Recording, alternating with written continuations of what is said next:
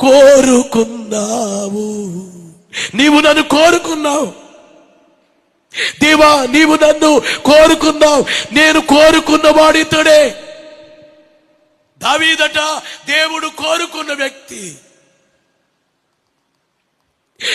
కాబట్టి నీవు దావీదు తల మీద అభిషేక తైలం పోసి అభిషేకించంటే దావీదు పొట్టేలు కొమ్ము తీసుకుని నేను పాత్ర పట్టుకున్నా. వచ్చే వారములో దీనితోనే మీ అందరికీ కూడా ప్రార్థన చేయటం, యేసు నామములో ప్రార్థన చేసి ప్రార్థన నూనె అభిషేక తైలంగా వేసే కార్యక్రమం కదా.